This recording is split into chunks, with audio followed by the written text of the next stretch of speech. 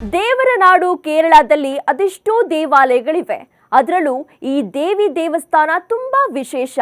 ಇಲ್ಲಿ ಪುರುಷರು ಮಹಿಳೆಯರಂತೆ ಅಲಂಕಾರ ಮಾಡಿಕೊಂಡ್ರೆ ಪ್ರವೇಶ, ಇಲ್ಲವಾದ್ರೆ ದೇವಾಲಯದ ಒಳಗೆ ನೋ ಎಂಟ್ರಿ. ಅಷ್ಟಕ್ಕೂ ಪುರುಷರು ಮಹಿಳೆಯರಾಗುವ ಆಚರಣೆ ವಿಶೇಷ ಏನು? ಡೀಟೇಲ್ಸ್ ಇಲ್ಲಿದೆ ನೋಡಿ.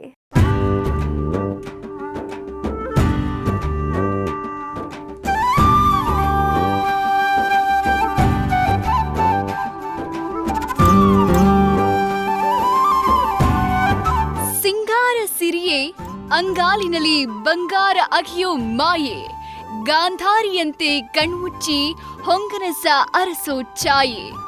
ಮಂದಹಾಸ ಇವಳು ನಿಜಕ್ಕೂ ಮುದ್ದಾದ ಮಾಯಾಂಗಿ, ಚಂದದ ಸೀರೆ ಚಂದ್ರಮುನು ನಾಚುವಂತ ಮೋರೆ.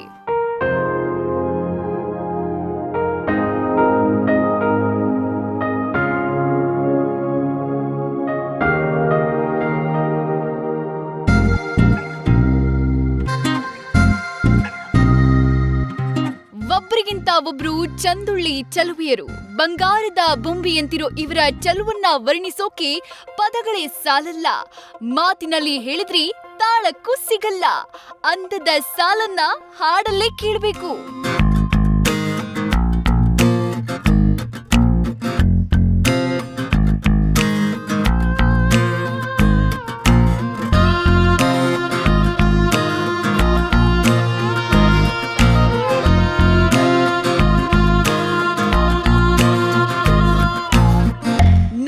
ನಾಚುವಂತೆ ಸಿಂಗಾರಗೊಂಡಿರೋ ಈ ಶ್ರೀಗಂಧದ ಬೊಂಬೆಗಳು ನೋಡಿದ್ರೆ ನೀವು ಅದೆಷ್ಟು ಚಲುವು, ಅದೇನ ಅಂದಾನು ಅಂತ ಅನ್ಕೊಂಡಿರ್ತೀರಾ.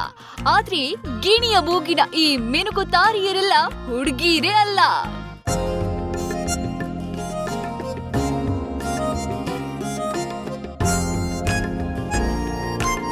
ಎಸ್, ಹೀಗೆ ಪಕ್ಕಾ ಹುಡುಗಿರಂತೆ ಸಾರಿ ಹಾಕೊಂಡು ಮಿಂಚ್ತಾ ಇರೋ ಇವರು ಹುಡುಗಿರಲ್ಲ, ಮಹಿಳೆಯರು ವೇಷದಲ್ಲಿರುವ ಯುವಕರು. ಮಹಿಳೆಯರ ವೇಷ ಧರಿಸಿ ಪುರುಷರಿಂದ ಪೂಜೆ, ಈ ಆಚರಣೆ ಏಕೆ? ಕೇರಳದ ಕೊಲ್ಲಂ ಜಿಲ್ಲೆಯಲ್ಲಿ ಕೊಟ್ಟಕುಳಂಗರ ದೇವಿ ದೇವಸ್ಥಾನವಿದ್ದು ಇಲ್ಲಿ ಪ್ರತಿ ವರ್ಷ ಚಾಮ್ಯ ಬೆಳಕು ಉತ್ಸವವನ್ನ ಆಚರಣೆ ಮಾಡಲಾಗುತ್ತೆ. ಈ ಉತ್ಸವಕ್ಕೆ ಪ್ರತಿ ವರ್ಷ ಸಾವಿರಾರು ಪುರುಷ ಭಕ್ತರು ಆಗಮಿಸುತ್ತಾರೆ. ಆದ್ರೆ ಈ ಸಂದರ್ಭದಲ್ಲಿ ಪುರುಷರಂತೆ ದೇವಾಲಯವನ್ನ ಪ್ರವೇಶ ಮಾಡೋದಕ್ಕೆ ಸಾಧ್ಯ ಇಲ್ಲ. ಅದಕ್ಕಾಗಿ ದೇವಾಲಯದಲ್ಲಿ ಅವರಿಗಾಗಿ ಪ್ರತ್ಯೇಕ ಮೇಕಪ್ ರೂಮ್ ರೆಡಿ ಮಾಡಲಾಗಿರುತ್ತೆ. ಅಲ್ಲಿ ಪುರುಷರು ಮಹಿಳೆಯಂತೆ ಸೀರೆ ಮತ್ತು ಆಭರಣಗಳನ್ನ ಧರಿಸುತ್ತಾರೆ. ಮೇಕಪ್ ಮಾಡುವುದರ ಜೊತೆಗೆ ಕೇಶಾಲಂಕಾರವನ್ನ ಕೂಡ ಮಾಡಿಕೊಂಡು ದೇವರ ಪೂಜೆ ಸಲ್ಲಿಸುತ್ತಾರೆ.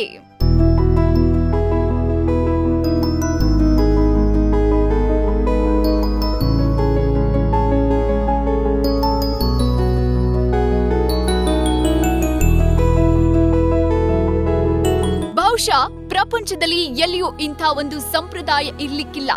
ಇಲ್ಲಿ ಪ್ರತಿ ವರ್ಷ ಮಾರ್ಚ್ ತಿಂಗಳ 21 ಹಾಗೂ 22ನೇ ತಾರೀಕಿನಂದು ಚಮಯ ಬೆಳಕು ಉತ್ಸವ ನಡೆಯುತ್ತೆ.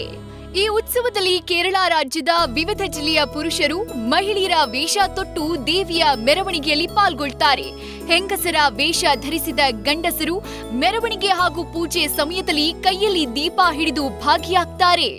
ഈ സത്യം പറഞ്ഞാൽ ഞാൻ മേക്കപ്പ് ആർട്ടിസ്റ്റ് ആയതുകൊണ്ട് എനിക്കൊരു എൻക്വയറി വരികയത്. അപ്പൊ ഇപ്രാവശ്യം അതുകൊണ്ട് എനിക്ക് തന്നെ മോഡലായിക്കൂടാന്ന് തോന്നി. കാരണം പൊതുവെ എല്ലാവരും പറയാറുണ്ട് നല്ല കണ്ണാണ് നല്ല മൂക്കെന്നൊക്കെ പറയുമ്പോ സ്വയം കെട്ടി നോക്കിയാൽ എന്തായിരിക്കും. അപ്പൊ അങ്ങനെ ഒരു ആഗ്രഹം തോന്നി. ആ എൻക്വയറി മുഖേന ഞങ്ങളിവിടെ എത്തി. ഇതായിപ്പോ വിളക്കെടുത്തിരിക്കുകയാണ്.